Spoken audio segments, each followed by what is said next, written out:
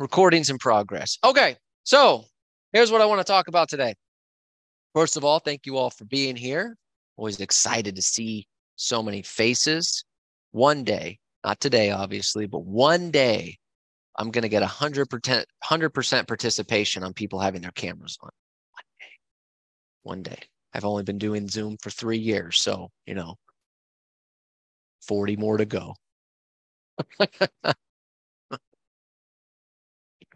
All right, You good will stuff. have to offer something exciting and catchy. Why do I always have to offer something? It's a raffle. Well, so people can go. Why do I always have to offer something? Money. Hey, I want you to role play. I want you to role play. Well, what do I get if I do it? God damn, man. I want you to send me your listing presentation role play recording. Okay, is there an incentive? Presentation, 1 ticket for the raffle. I gotta offer books. I gotta offer tickets. I always gotta offer something. Man, you all are funny people. All right, I get it. All right, so in Las Vegas. Yeah. Big card for Mike Ferry. Yeah. I'll work on that. Free hotel. It's free hotel. I get everybody half price tickets. I get you hotel discounts because I know the man, and it's give me more. You guys are funny. All right, so here's what we're going to talk about today. Typically, all the conversations we talk about are, here's what to do, try this. Well, I want to take a different approach today. The approach I want to take today is these are the reasons why you're not succeeding at the level that you want to. Okay, these are the reasons you're not succeeding at the level you want to. Just a different perspective of looking at things instead of here's the ways to succeed. Now, I think this is a valid class to do at this particular moment because we've been talking about business planning a lot in the last 2 weeks because I recommend everybody do a new business plan for the rest of the year. Not because the market's changed.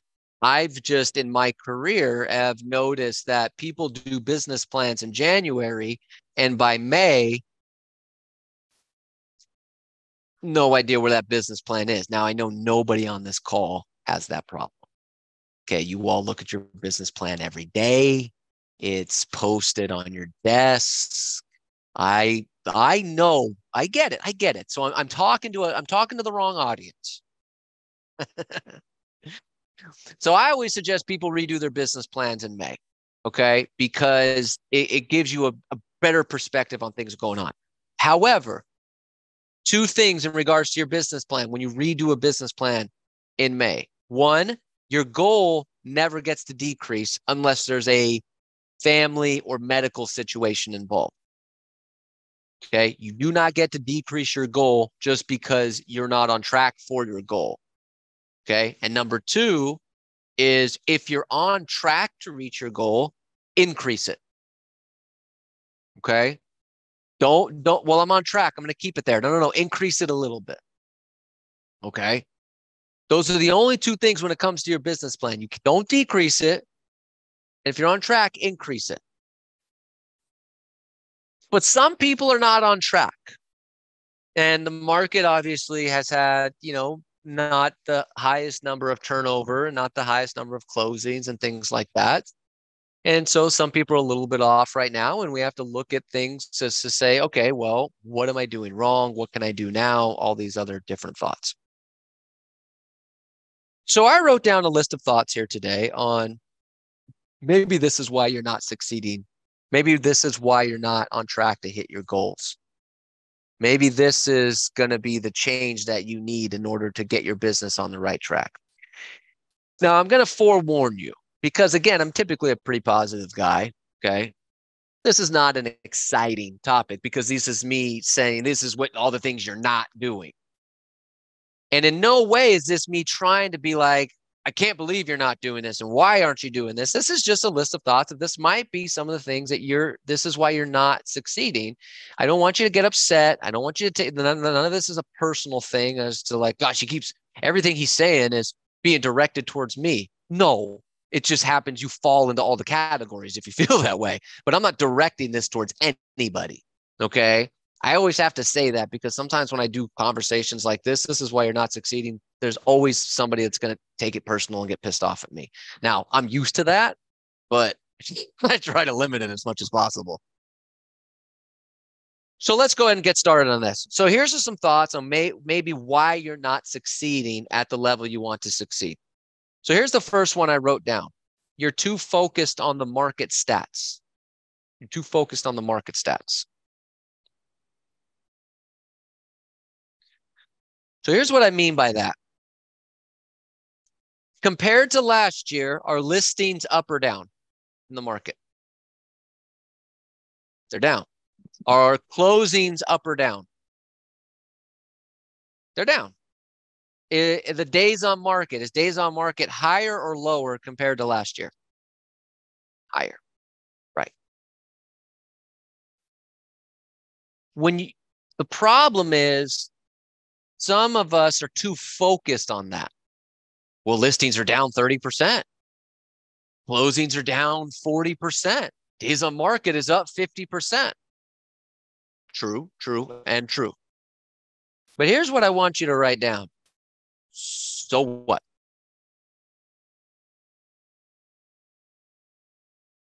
So what? Well, Robert, what do you mean? Well, at the end of May, there was 31,627 listings in our MLS. Not across the nation, not across California, just in our little MLS here in a couple of counties in Southern California. 31,627. How many of those do you need to have a successful month? It's down 30%. So what? There's still 31,000 of them available. You need what? 1, 2, 3, 4? I mean, the percentage is crazy small. Closings. Well, closings are down, X amount. Okay.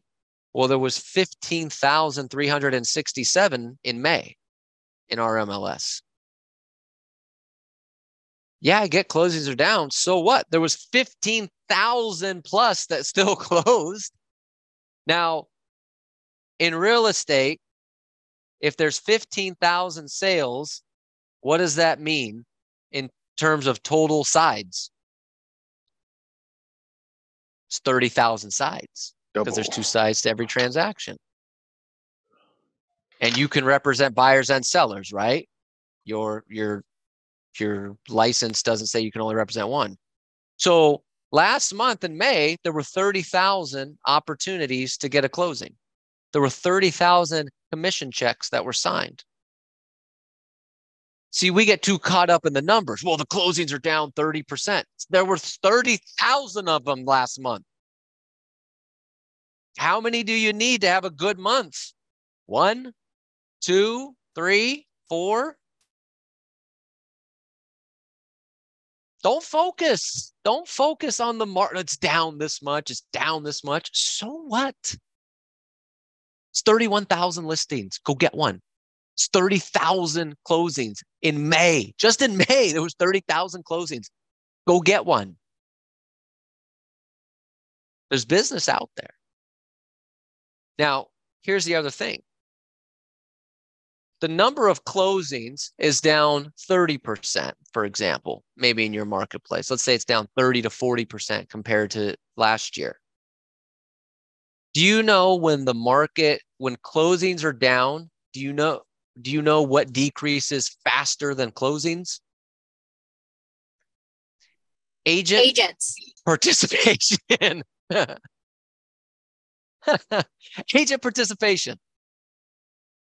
If closings are down 40%, that means agent participation is down 60%. How do I know? Well, this is again where I get egotistical. Sorry. Would you say that between myself, Neil Schwartz, Randy Thompson, the rest of the Thompson family, Matt, Keith, Linda, and Terry and Kelly and Cindy and Jesse and all the Hunter, would you say that we're a fairly energetic, motivating company? Pretty motivating company, right? Yeah. Yes. Yes. Okay, good. Thank you. Thank you. Yes. I don't know what 50% of the agents in our company are doing on a daily basis. And we're a motivating company. How do you think the rest of the companies are doing? That they don't have Neil Schwartz going at 7 a.m. every morning. All right, here we go. We're going to get out.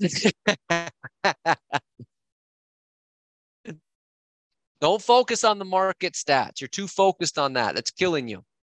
Get rid of that. All right. Number 2, I wrote down here, reasons why you're not succeeding. You're focused on old success. You're focused on old success. So here's what I mean.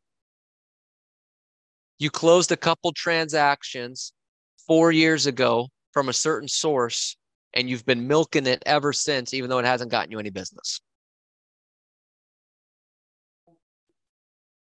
Let me give you an example. Well, Robert, in 2013, I was the expired king.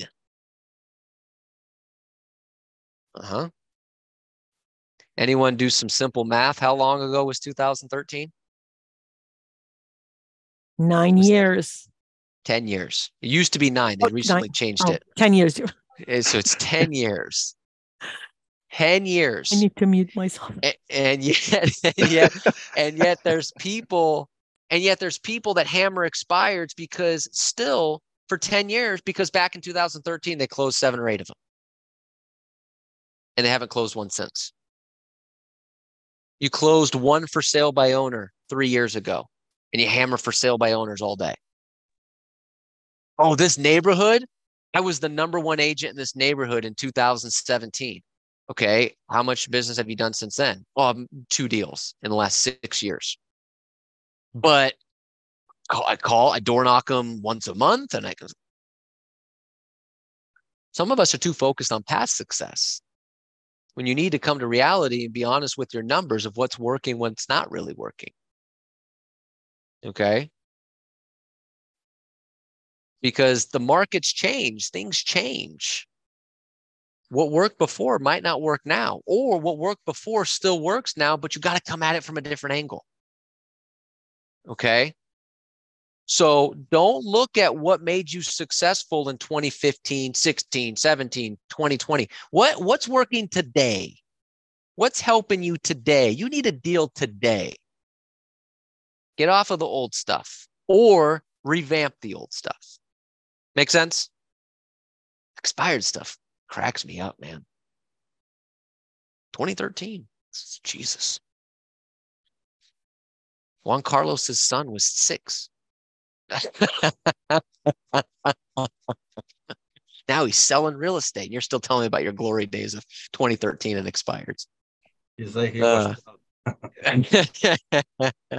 Good stuff. All right. I wrote down here next why you're not succeeding. Okay. You're not communicating enough. You're not communicating enough. So, as real estate professionals, can we all agree that the market's been kind of wonky the last year?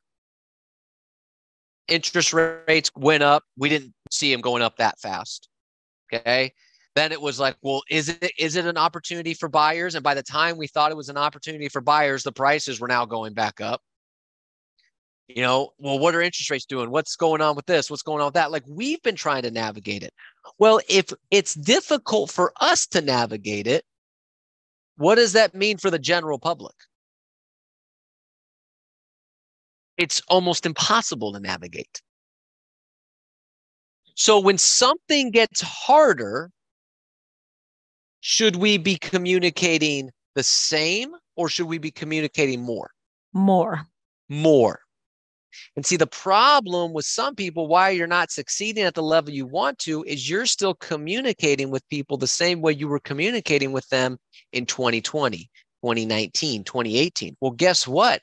Now you have to communicate twice as much because people are so confused of what's going on in the marketplace that, well, let me back up here. If the people in general, not just real estate's terms, but just people in general, when you're not sure about something, do you tend to take action or freeze? Probably freeze. Freeze. Your uncertainty causes people to freeze, not run. Okay. It's not a fight or flight thing. It's just when you're uncertain about anything in general, you tend to freeze. Okay, well, I'm not really sure, so I'm just not going to do anything. And that's what the general public is like with real estate. I might be thinking about buying, I might be thinking about selling, but I'm not really sure what's going on, so I'm just going to freeze. And we're communicating the way we were communicating in 2018, 2019, or previous years in general. Well, I touch base with them every quarter. They get a monthly email, newsletter. Well, that's not enough touches. Because here's the other problem.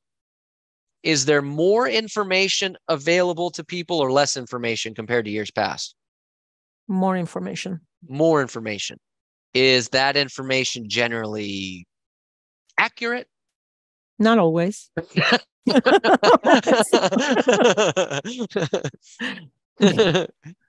So now your database, right? Let's just say your past client centers of influence that you've been touching once a quarter, giving a monthly email to so and so forth. You've been doing, Robert, I've been doing that for 10, 20 years. Okay, well, now it's a little bit of a wonky market. So there's a little uncertainty. They don't know what's going on. Is it a buyer's market? Is it not a buyer's market? A price is going up, price is going down. I don't know. So there's uncertainty.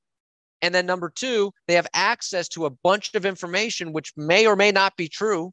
And even the stuff that is true might be true on a national level, not a local level, which is really all they should care about. And we're just, I'll call you every 3 months.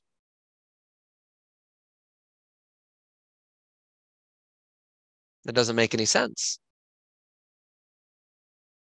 I mean, could you imagine? I want you to think about this, right?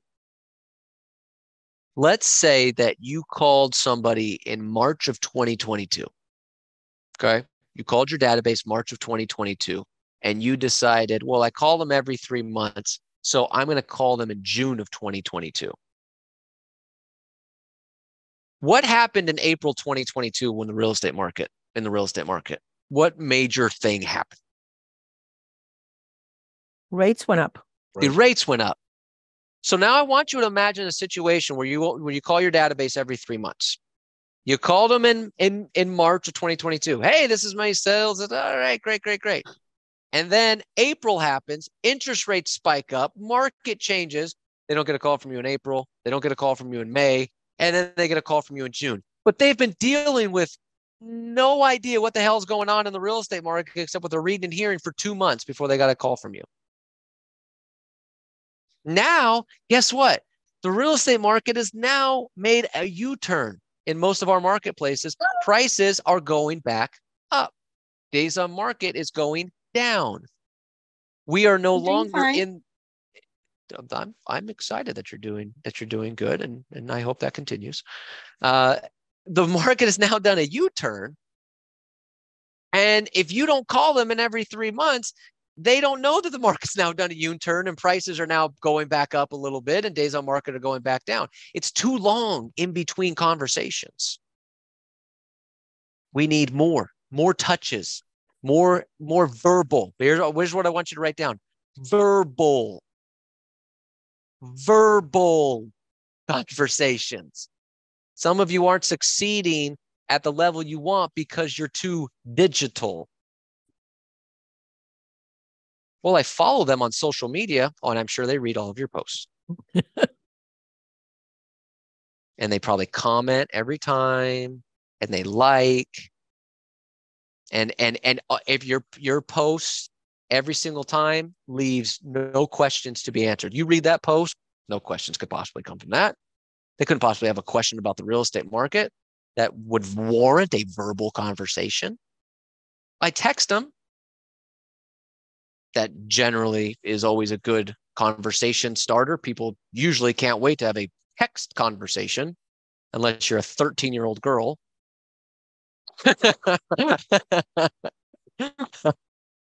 Or boy, okay? Not picking on any gender here, right? But you know, well, I text them, I put them on social media. Now, I think you should do those things. I do think you should do those things. But right now, we need to go back to Dale Carnegie, 1934. We need to take a time machine. Go back to Dale Carnegie, 1934. How to win friends and influence people. Verbal conversations. I need to know what's on their mind. I need to be able to ask questions. I need to be able to articulate information. I need to hear what they have to say. Don't get some of your businesses down because you're too caught up in digital. Okay. See, people send me text messages and I reply, and then people think I'm a driver. Well, your text messages are just kind of short. Yeah, I don't feel like having a conversation via text. Texting is to ask me a quick question. You want to have a conversation? Call me. Like, so I don't want to have a text conversation. Okay. And I don't even know what the login and passwords are to my social media account. So definitely don't try to hit me up there. Yes, Gabby. Hey, I have a question for you. You mentioned about talking to them about what is going on in the market. And we have these conversations, you know, mostly in the office and everything, but do you recommend a source that we can go a little bit deeper and we'll read every day so we can have a little bit more information to give it to them? No, like you just basics. Basics. Stick to the basics. Go to the MLS. Go to InfoSparks. See, the problem, because what happens is sometimes it goes. We have to remember, real estate is not their business for most of them. So they don't understand when we get too complicated with things, which would be the same thing for us, right? If we had a friend that, sold, sold some form of life insurance, and they're like, well, the different types of policies are this, and then, but this is how the back end stuff works, and they're saying this, and it was like, I have no idea what the hell you're talking about, dude. Like, if I die, how much money does my family get? Like that's what I need to know. Okay. It's the same thing with real estate. When we're talking to them, if we get too complicated on things, I got my life, I got my kids, I got a family. This is too much for me to remember. Go to InfoSparks, go to the MLS, look at the trends and give them the basics. This is how many homes sold. This is how many closed. This is what's going on with prices. This is what's going on with interest rates, basic stuff like that. Don't get too involved with other types of things. Plus, when you go directly to InfoSparks or the MLS, you can't argue that source. That's real data.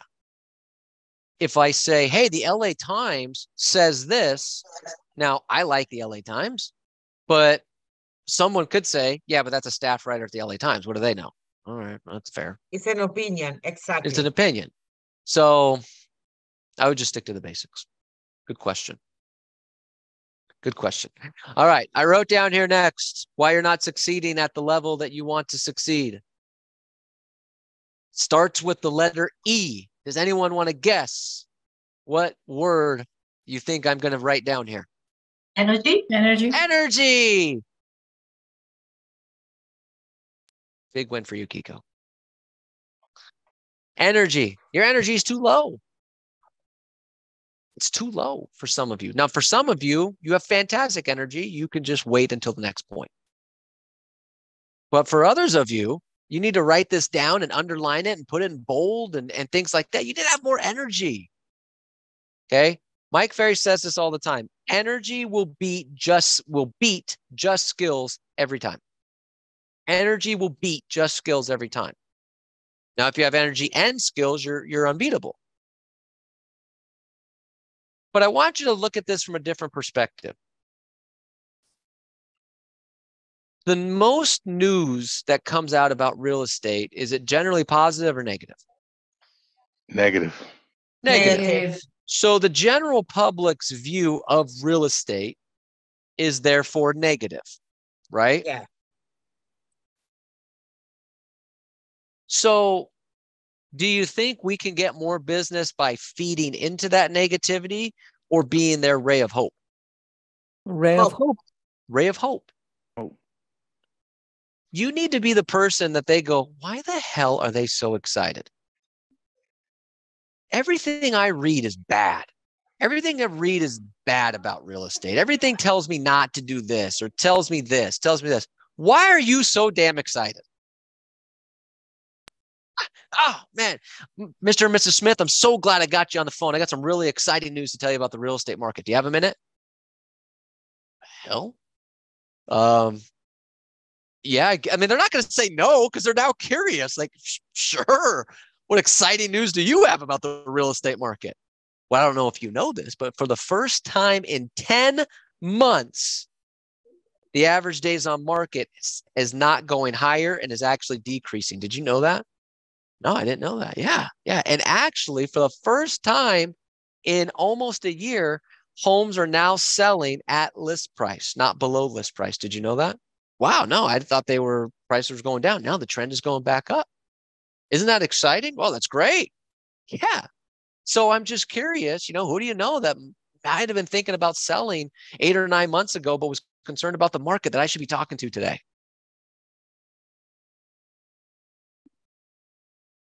Energy, like that is going to be so much more powerful than, hey, Mr. and Mrs. Smith, it's Robert with Century 21. And, just giving you a call, give you an update of what's going on in the real estate market. Robert, I'm busy right now. Okay, I get it. I'll try another time. If you have any questions, let me know. I got a contact. Good for you. I think it's a lead. Mm-hmm. Yep, jot it down. I am working my database. I'm working my database, Robert. I swear to God, I am. Okay. Sounds like it. I heard you.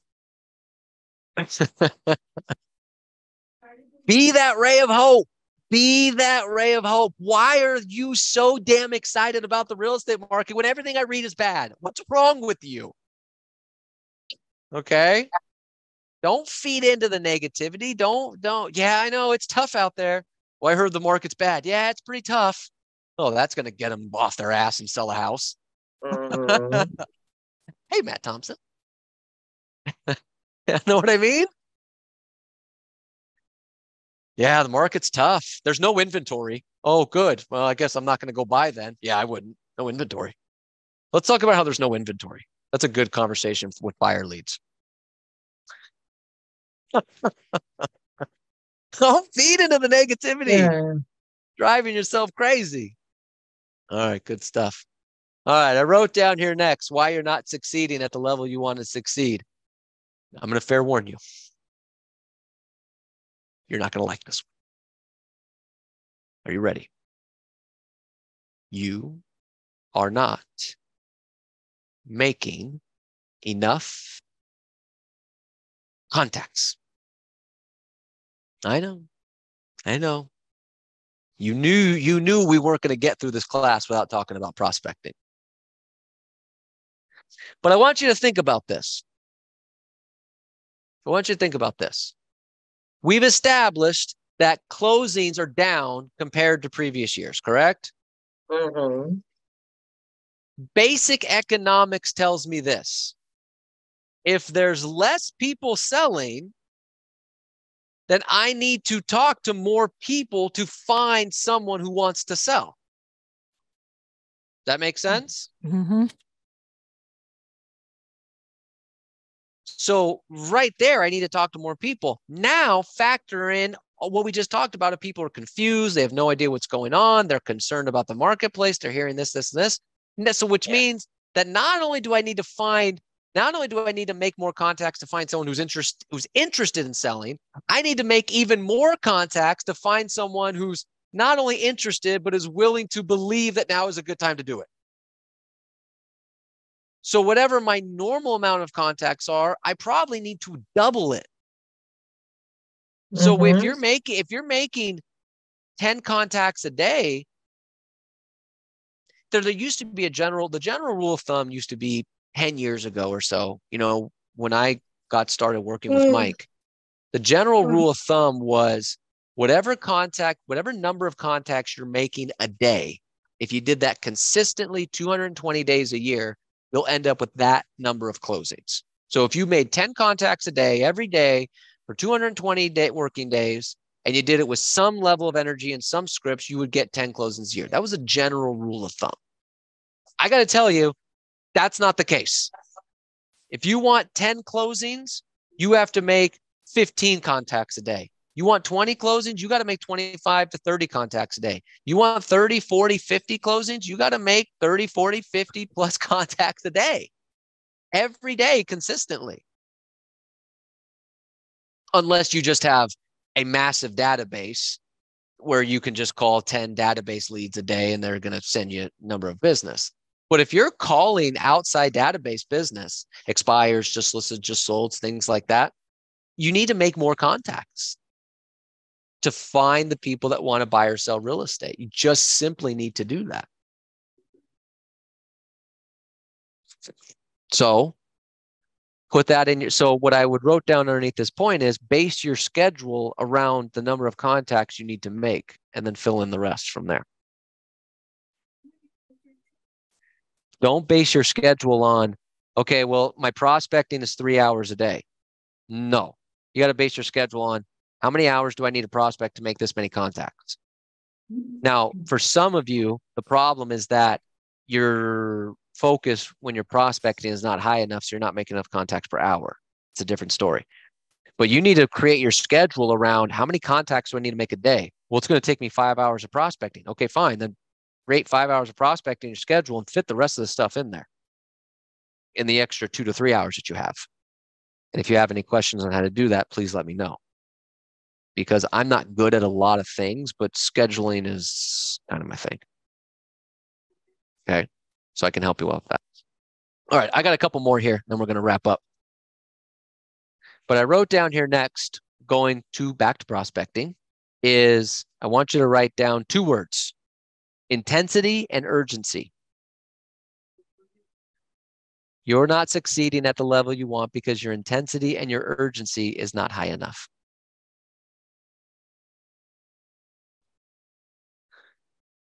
So here's what I mean by that.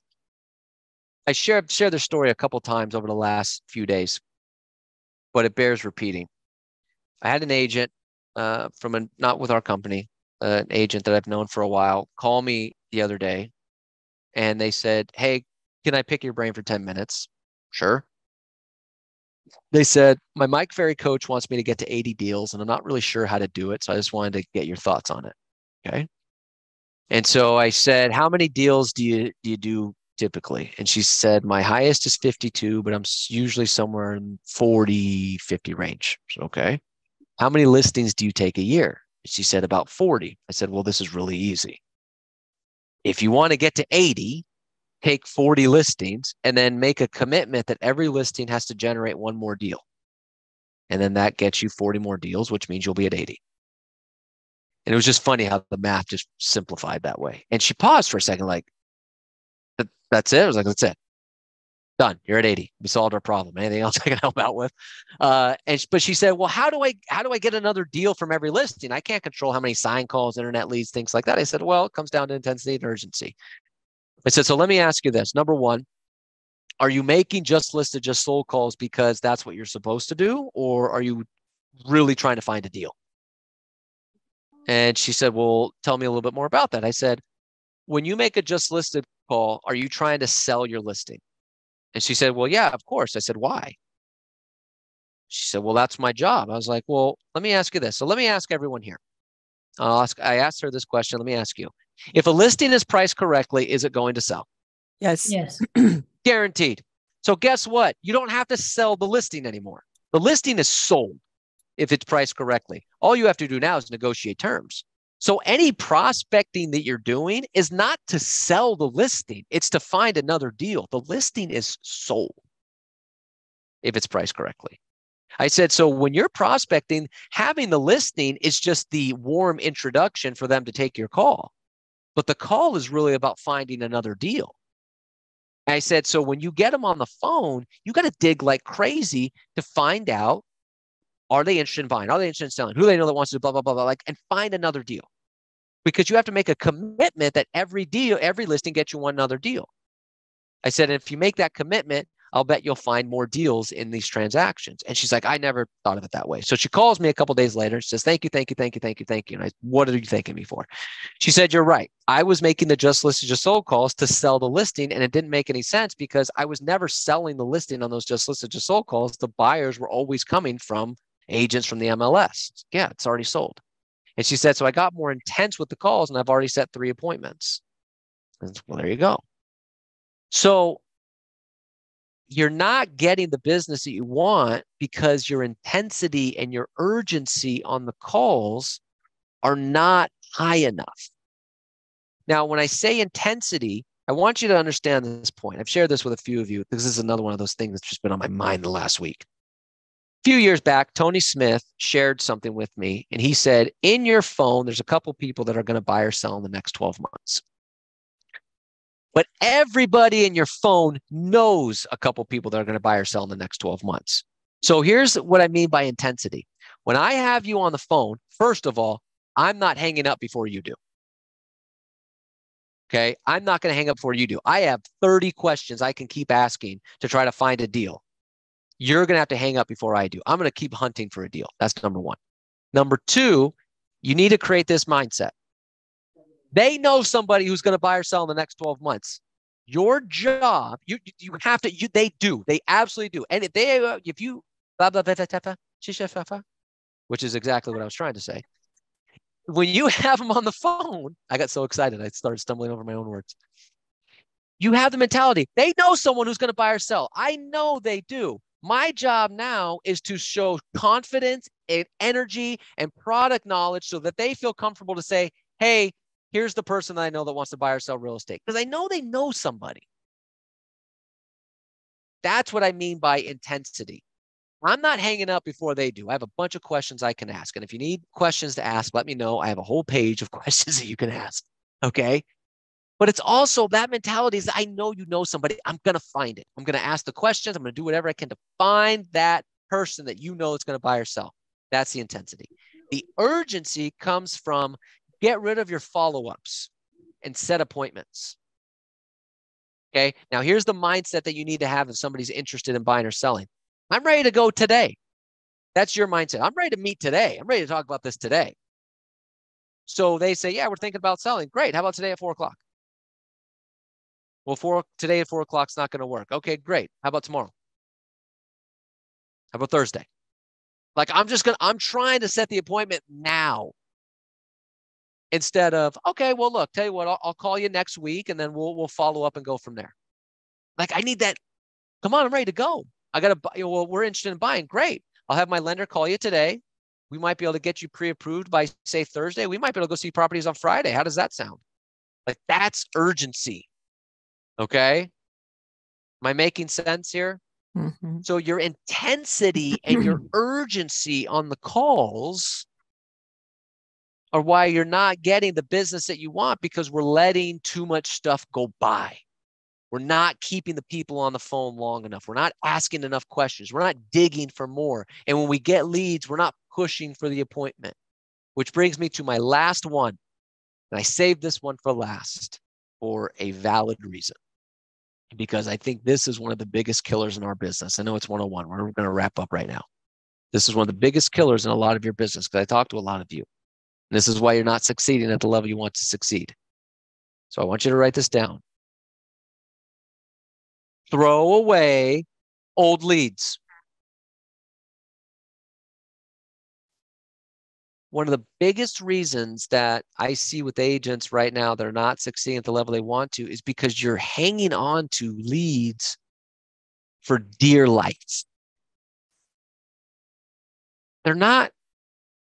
Put an expiration date. So I want you to write this down. At the moment you get a lead, you have to put an expiration date on that lead. If I don't have them where they need to be by this time, move on. Because Mike Ferry tells us this all the time. The bad leads are preventing you from finding the good leads. And some of you have leads that are longer than your marriages.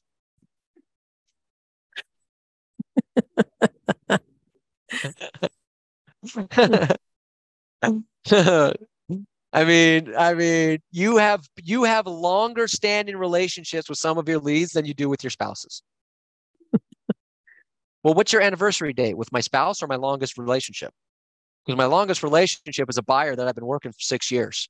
My spouse I've been married to for 4.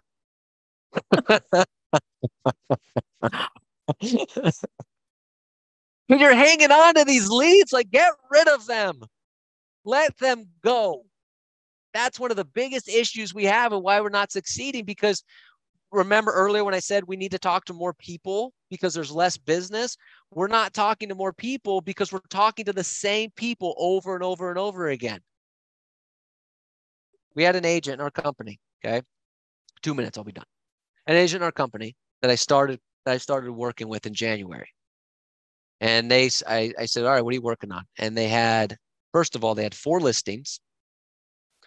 And I went through the listings, and on the first call, I said, cancel all of them. I'm going to cancel all my listings. I said, none of them are going to sell. Just cancel. I'm not canceling my listings. You just cancel. None of them are going to sell. They're all overpriced. They're not motivated. Just cancel all of them.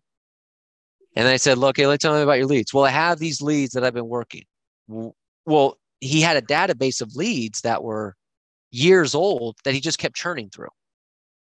Like, you've called these people a number of times over the last couple of years. Like, they're clearly not going to do anything.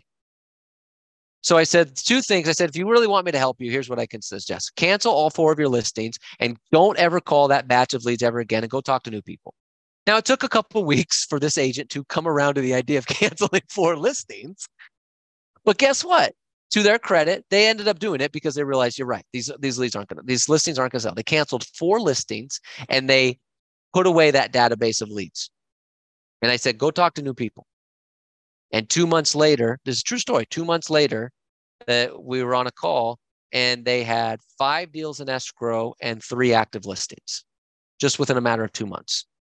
And I said, what was the secret? And they said, I've just raised my standards on the leads I'm working with and focusing on going to find new people. These people are going to buy or they're going to sell. And if they don't want to buy or sell, that's fine. It's a big decision to buy or sell a house. But don't let them weigh you down. I have a question on the old leads. Yes, Eddie. So I know you're saying throw them away, but would you still leave them in your database to maybe ask for a referral later? Or Sure. I would keep everybody in my database. I would keep everybody in my database unless I didn't want to talk to them. But yeah, put them in your database because they could be a referral, but just take them off the lead board. Okay, they're no longer leads. And when I call them, I'm now treating them like a database. I'm not calling them going, hey, following up on you. It's been a couple months. You interested in buying? No. My call now is, hey, Mr. and Mrs. Jones, just give me a call. I want to give you an update of what's going on in the marketplace, blah, blah, blah, blah. Hey, who do you know that wants to buy or sell? I'm not treating them like a lead anymore. I'm treating them like a database. So at Teddy's point, you don't have to throw them away. Put them in your database, but treat them like a database. Don't treat them like a lead anymore. But these old leads are just weighing you down.